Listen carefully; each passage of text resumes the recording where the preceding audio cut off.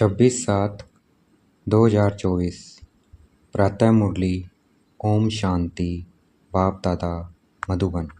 ओम शांति मीठे बाप दादा, मीठे बच्चे। हाँ जी मीठे बाबा। यह अनादि ड्रामा फिरता ही रहता है, टिक टिक होती रहती है। इसमें एक का पार्ट न मिले दूसरे से, इसे यथार्थ समझ कर सदा हर्षित रहना है। हर्षित रहना है सदा क्या समझकर, इस ड्रामा को कि ये अनादि ड्रामा है, ये फिरता ही रहता है, ये टिक टिक होती रहती है। इसमें एक का पार्ट न मिले दूसरे से, सबका अपना अपना पार्ट है, मिल नहीं सकता है। इस सेकंड और अगले सेकंड पार्ट चेंज हो गया है। ये ड्रामा ऐसे फिरता रहता है, तो नथिंग न्यू। इसलिए सदा हर्षित रहना है कि ये ड्रामा है, ये बेहद का ड्रामा है, सब में इसका पार्ट है। प्रश्न, किस युक्ति से तुम सिद्ध कर बता सकते हो कि भगवान आ चुका है? किस युक्ति से? उत्तर, किसी को सीधा नहीं कहना है कि भगवान आया हुआ है। ऐसा कहेंगे तो लोग हंसी उड़ाएंगे, टिक्का करेंगे, क्योंकि आजकल अपने को भगवान कहलाने वाले बहुत हैं। इसलिए तुम युक्ति से पहले दो बाप का परिचय दो। दो बाप का परिचय दो कि एक है शरीर का बाप और एक है बेहद का बाप, जो सभी आत्माओं का पिता है। शरीर का पिता तो एक दो बच्चों का होगा, लेकिन जो आत्मा का पिता है वो दुनिया की सभी आत्माओं का पिता है। एक है हद का बाप, जिसके एक दो बच्चे। दूसरा है बेहद का बाप, जिसके सारी दुनिया की आत्माएं बच्चे हैं। हद के बाप से हद का वर्षा मिलता है, और अब बेहद का बाप बेहद का वर्षा देते हैं तो समझ जाएंगे। जैसे हद के बाप से हद का वर्षा मिलता है, प्रॉपर्टी मिलती है, वैसे बेहद का बाप है तो उससे प्रॉपर्टी तो मिलेगी, वर्षा मिलेगा। क्या वर्षा मिलेगा वो बताना है। ओम शांति।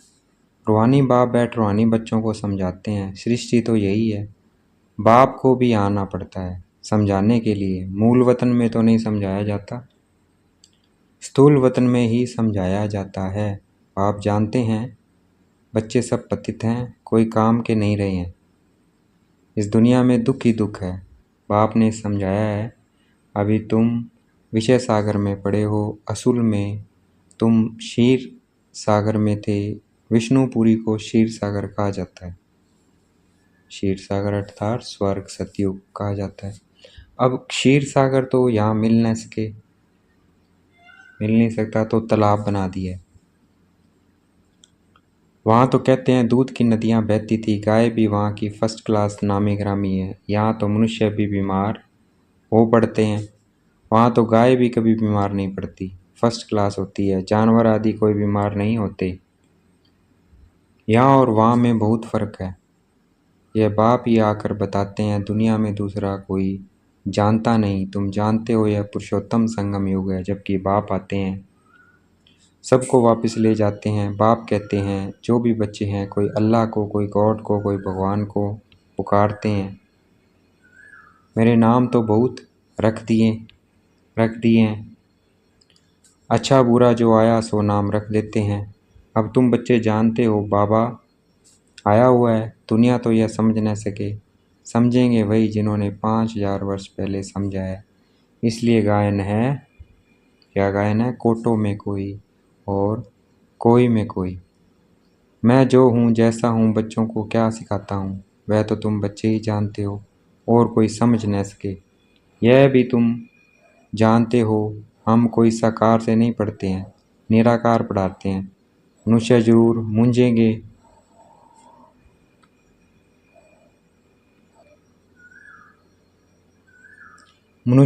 मूंझेंगे, निराकार तो ऊपर में रहते हैं, वह कैसे पढ़ाएंगे? तुम निराकार आत्मा भी ऊपर में रहती हो, हम भी क्या निराकार आत्मा कहाँ रहते हैं? ऊपर में। ऊपर से आए हैं पाठ बजाने। फिर इस तख्त पर आती हो, तख्त अर्थात इस शरीर में। यह तख्त विनाशी है, यह शरीर विनाश हो जाता है। आत्मा तो अकाल है, अर्थात उसका कभी विनाश नहीं होता, वह कभी मृत्यु को नहीं पाती। शरीर मृत्यु को पाता है, यह है चैतन्य तख्त। अमृतसर में भी अकाल तख्त है ना, वह तख्त है लकड़ी का। उन विचारों को पता नहीं है काल तो आत्मा है, जिसको कभी काल नहीं खाता। अमृतसर में भी क्या बनाया हुआ है, अकाल तख्त बनाया हुआ है। और वो भी क्या है, लकड़ी का है। तो लकड़ी क्या है, विनाशी है चीज़ है, वो तो विनाश हो जाएगी। तो उन बेचारों को पता ही नहीं है, अकाल तो आत्मा है। अकाल क्या है, आत्मा है जो नहीं मरती है, जिसको कभी काल नहीं खाता है। अकाल मूर्त आत्मा एक शरीर छोड़ दूसरा लेती है, उनको भी रथ तो चाहिए ना, आत्मा को रथ चाहिए। निराकार बाप को भी जरूर रथ चाहिए, जिस तरह आत्मा को चाहिए शरीर बोलने के लिए, कर्म करने के लिए, वैसे भगवान को भी चाहिए। मनुष्य का, उनको भी किसका चाहिए, मनुष्य का, क्योंकि बाप है ज्ञान का सागर, ज्ञानेश्वर। अब ज्ञानेश्वर नाम तो बहुतों के हैं, अपने को ईश्वर समझते हैं ना, सुनाते हैं भक्ति के शास्त्रों की बातें, सुनाते क्या है, भक्ति के शास्त्रों की बातें, नाम रखते हैं ज्ञानेश्वर, अर्थात ज्ञान देने वाला ईश्वर। वह तो ज्ञान सागर चाहिए, उनको ही गॉड फादर कहा जाता है। यहाँ तो ढेर भगवान हो गए हैं। जब बहुत ग्लानि हो जाती है, बहुत गरीब हो जाते हैं, दुखी हो जाते हैं, तभी बाप आते हैं। बाप को कहा जाता है गरीब निवाज। आखिरी वह दिन आता है जो गरीब निवाज बाप आते हैं। बच्चे भी जानते हैं बाप आकर स्वर्ग की स्थापना करते हैं। वहाँ तो अथाह धन होता है, पैसे कभी गिने नहीं जाते हैं। यहाँ हिसाब निकालते हैं, इतने अरब खरब खर्चा हुआ है। वहाँ तो अथाह होता है, हिसाब नहीं निकलता। यहाँ हिसाब निकालता है, इतने अरब का खर्चा हुआ। वहाँ यह नाम ही नहीं है, अथाह धन रहता है। तो वहाँ हिसाब निकालने की ज़रूरत नहीं है, क्योंकि धन ही इतना है। जहाँ धन कम होता है वहाँ हिसाब निकाला जाता है। अभी तुम बच्चों को मालूम पड़ा है बाबा आया हुआ है हमको अपने घर ले जाने लिए। बच्चों को अपना घर भूल गया है, भक्ति मार के धक्के खाते रहते हैं। इसको कहा जाता है रात भगवान को ढूंढते ही रहते हैं, परंतु भगवान कोई को मिलता नहीं है। अभी भगवान आया हुआ है, यह भी तुम बच्चे जानते हो। अभी भगवान आया हुआ है, यह तुम बच्चे जानते हो। दुनिया में और कोई नहीं जानता, सिर्फ बच्चे ही जानते हैं। निश्चय भी है, ऐसे नहीं सबको पक्का निश्चय। कोई ना कोई समय माया बुला देती है, तब बाप कहते हैं आश्रवंत मेरे को देखंती, मेरा बनंती औरों को सुनावंती। ओहो माया तुम कितनी ज़बरदस्त हो, जो फिर भी भागंती करा देती हो। माया बाबा का बनते हैं, लेकिन माया क्या करा देती है, भागंती। भागंती तो ढेर होते हैं, पारकती देवंती हो जाते हैं, फिर वह कहाँ जाकर जन्म लेंगे, बहुत हल्का जन्म पाएंगे। इम्तिहान में नापास हो पड़ते हैं, यह है मनुष्य से देवता बनने का इम्तिहान। बाप ऐसे तो नहीं कहेंगे कि सब नारायण बनेंगे, नहीं। जो अच्छा पुरुषार्थ करेंगे वे पद भी अच्छा पाएंगे। बाप समझ जाते हैं कौन अच्छे पुरुषार्थी हैं, जो औरों को भी मनुष्य से देवता बनाने का पुरुषार्थ कराते हैं, अर्थात बाप की पहचान देते हैं। आजकल ओपोजिशन में कितने मनुष्य अपने को ही भगवान कहते रहते हैं, तुमको अबलाएं समझते हैं। अब उनको कैसे समझाएं कि भगवान आया हुआ है। सीधा किसी को कहेंगे भगवान आया हुआ है तो ऐसे कभी मानेंगे नहीं। इसलिए समझाने की भी युक्ति चाहिए। ऐसे कभी किसी को कहना नहीं चाहिए कि भगवान आया हुआ है, उनको समझाना है तुम्हारे दो बाप है, एक है परलौकिक बेद का बाप, दूसरा है लौकिक अध का बाप। अच्छी रीति परिचय देना चाहिए, जो समझे कि यह ठीक कहते हैं। वेद के बाप से वर्षा कैसे मिलता है यह कोई नहीं जानते हैं, वर्षा मिलता ही है बाप से। और कोई भी ऐसे कभी नहीं कहेंगे कि मनुष्य को दो बाप होते हैं।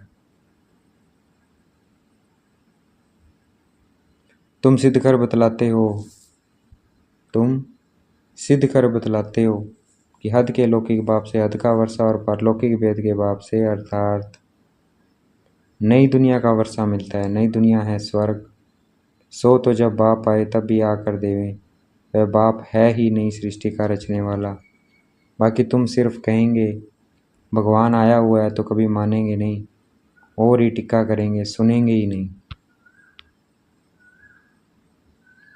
सतयुग में तो समझाना नहीं होता है, समझाना तब पड़ता है जब बाप आकर शिक्षा देते हैं। सुख में सिमरन कोई नहीं करते हैं, दुख में सब करते हैं। तो उस पारलौकिक बाप को ही कहा जाता है दुख हरता सुख करता। दुख से लिबरेट कर गाइड बन फिर ले जाते हैं अपने घर स्वीट होम। उनको कहेंगे स्वीट साइलेंस होम। वहाँ हम कैसे जाएंगे यह कोई भी नहीं जानते, न रचता न रचना के आदि मध्यांत को जानते हैं। तुम जानते हो हमको बाबा निर्वाण धाम ले जाने के लिए आया हुआ है। सब आत्माओं को ले जाएंगे, एक को भी छोड़ेंगे नहीं। वह है आत्माओं का घर, यह शरीर का घर। तो पहले पहले बाप का परिचय देना चाहिए। वह निराकार बाप है। उनको परमपिता भी कहा जाता है। परमपिता अक्षर राइट है और मीठा है। सिर्फ भगवान ईश्वर कहने से वर्षे की खुशबू नहीं आती है। तुम परमपिता परमात्मा को याद करते हो तो वर्षा मिलता है। बाप है ना, यह भी बच्चों को समझाया है। सतयुग है सुखधाम। स्वर्ग को शांति धाम नहीं कहेंगे, शांति धाम जहाँ आत्माएं रहती है, यह बिल्कुल पक्का करा लो। बाप बाप कहते हैं, बच्चे तुमको यह वेद शास्त्र आदि पढ़ने से कुछ भी प्राप्ति नहीं होती है। शास्त्र पढ़ते ही हैं भगवान को पाने के लिए, और भगवान कहते हैं मैं किसी को भी शास्त्र पढ़ने से नहीं मिलता हूँ, मुझे यहाँ बुलाते ही हैं कि आकर इस पतित दुनिया को पावन बनाओ। यह बातें कोई समझते नहीं है, पत्थर बुद्धि है ना। स्कूल में बच्चे नहीं पढ़ते हैं तो कहते हैं ना कि तुम तो पत्थर बुद्धि हो। सतयुग में ऐसे नहीं कहेंगे, पारस बुद्धि बनाने वाला है ही परमपिता बेहद का बाप। इस समय तुम्हारी बुद्धि है पारस, क्योंकि तुम बाप के साथ हो। फिर सतयुग में एक जन्म में भी इतना जरा फर्क जरूर पड़ता है। इस सतयुग में एक जन्म में भी इतना जरा फर्क जरूर पड़ता है। 1250 वर्ष में 2 कला कम होती है। सेकंड बाय सेकंड 1250 वर्ष में कला कम होती जाती है। तुम्हारा जीवन इस समय एकदम परफेक्ट बनता है, जबकि तुम बाप मिसल ज्ञान का सागर, सुख शांति का सागर बनते हो। सब वर्षा ले लेते हो, बाप आते ही हैं वर्षा देने। पहले पहले तुम शांति धाम में जाते हो, फिर सुख धाम में जाते हो। शांति धाम में तो है ही शांति। फिर सुख धाम में जाते हो तो वहाँ शांति की जरा भी बात नहीं है। फिर नीचे उतरना होता है। मिनट बाई मिनट तुम्हारी उतराई होती है, नई दुनिया से पुरानी होती जाती है। तब बाबा ने कहा था हिसाब निकालो, 5000 वर्ष में इतने मास इतने घंटे, तो मनुष्य वंडर खाएंगे। यह हिसाब तो पूरा बताया है, एक्यूरेट हिसाब लिखना चाहिए, इसमें जरा भी फर्क नहीं पड़ सकता। मिनट बाई मिनट टिक टिक होती रहती है। सारा रील रिपीट होता फिरता फिरता फिर रोल होता जाता है। फिर वही रिपीट होगा। क्या होता है? रोल। सारा रोल रिपीट होता है, फिरता फिरता फिर रोल हो जाता है। जो चक्कर है, ड्रामा है, फिर वही रिपीट होगा। यह ह्यूज रोल बड़ा वंडरफुल है। इनका माप आदि नहीं कर सकते हैं। सारी दुनिया का जो पार्ट चलता है, टिक टिक होती रहती है, एक सेकंड न मिले दूसरे से, यह चक्कर फिरता ही रहता है। वह होता है यह हद का ड्रामा, यह वेद का ड्रामा। आगे तुम कुछ भी नहीं जानते थे कि यह विनाशी ड्रामा है, बनी बनाई बन रही है। जो होना है वही होता है, नई बातें नहीं है। अनेक बार सेकंड बाय सेकंड यह ड्रामा रिपीट होता आया है, और कोई ये बातें समझा न सके। पहले पहले तो बाप का परिचय देना है। बेहद का बाप बेहद का वर्षा देते हैं, उनका एक ही नाम है शिव। बाप कहते हैं मैं आता ही तब हूँ जब अति धर्म ग्लानि होती है। इसको कहा जाता है घोर कलयुग। यहाँ बहुत दुख है। कई हैं जो कहते हैं ऐसे घोर कलयुग में पवित्र कैसे रह सकते हैं, परंतु उनको यह पता ही नहीं है कि पावन बनाने वाला कौन है। बाप ही संगम पर आकर पवित्र दुनिया स्थापन करते हैं। वहाँ स्त्री पुरुष दोनों पवित्र रहते हैं, यहाँ दोनों अपवित्र हैं। यह है ही अपवित्र दुनिया, वह है पवित्र दुनिया। स्वर्ग हेवन, यह है दोजख नरक हेल। तुम बच्चे समझ गए हो। नंबरवार पुरुषार्थ अनुसार समझाने में भी मेहनत है, गरीब जड़ समझ जाते हैं। दिन प्रतिदिन वृद्धि होती जाती है। फिर मकान भी इतना बड़ा चाहिए, इतने बच्चे आएंगे, क्योंकि बाप तो अब कहाँ जाएगा नहीं। आगे तो बिगैर कोई के कहे भी बाबा आप ही चले जाते थे। अभी तो बच्चे यहाँ आते रहेंगे, ठंडी में भी आना पड़े, प्रोग्राम बनाना पड़ेगा, फलाने समय पर आओ। फिर भीड़ नहीं होगी। अभी इकट्ठे एक ही समय तो आ न सके। बच्चे वृद्धि को पाते रहेंगे। या छोटा छोटे मकान बच्चे बनाते हैं, वहाँ तो ढेर महल मिलेंगे। यह तो तुम बच्चे जानते हो। वैसे सब मिट्टी में मिल जाएंगे। बहुत ऐसे करते हैं जो गड्ढे खोद कर भी अंदर रख देते हैं, फिर या तो चोर ले जाते हैं या फिर खड्डों में ही अंदर रह जाते हैं। फिर खेती खोदने समय धन निकल आता है। अब विनाश होगा, सब दब जाएगा, फिर वहाँ सब कुछ नया मिलेगा। बहुत ऐसे राजाओं के किले हैं जहाँ बहुत सामान दबा हुआ है, बड़े बड़े हीरे भी निकल आते हैं, तो हजारों लाखों की आमदनी हो जाती है। ऐसे नहीं कि तुम स्वर्ग में खोद कर ऐसे कोई हीरे आदि निकालेंगे। स्वर्ग में ऐसा नहीं है, नहीं, वहाँ तो हर चीज़ की खानियाँ आदि सब नई भरपूर हो जाएंगी। यहाँ कलराठी ज़मीन है तो ताकत ही नहीं है, बीज जो बोते हैं उनमें दम नहीं रहा। कीचड़पट्टी अशुद्ध चीज़ें डाल देते हैं, वहाँ तो अशुद्ध चीज़ का कोई नाम नहीं होता है। Everything you is new. स्वर्ग साक्षात्कार भी बच्चियाँ करके आती हैं। वहाँ की ब्यूटी ही नेचुरल है। अभी तुम बच्चे उस दुनिया में जाने का पुरुषार्थ कर रहे हो। अच्छा, देखेंगे बाप दादा हमें याद प्यार देने हैं। मीठे मीठे से गलते बच्चों प्रति माता पिता बाप दादा का याद प्यार और गुड मॉर्निंग। रूहानी बाप की रूहानी बच्चों को नमस्ते। मैं भी याद प्यार देना बाबा को। हम रूहानी बच्चों की रूहानी बाप दादा को दिल व जान शिकवा प्रेम से बेहद का याद प्यार और नमस्ते। धारणा के लिए मुख्य सार। इस समय ही बाप समान परफेक्ट बन पूरा वर्षा लेना है। बाप की सब शिक्षाओं को स्वयं में धारण कर उनके समान ज्ञान का सागर शांति सुख का सागर बनना है। बुद्धि को पारस बनाने के लिए पढ़ाई पर पूरा ध्यान देना है। निश्चय बुद्धि बन विषय से देवता बनने का इम्तिहान पास करना है।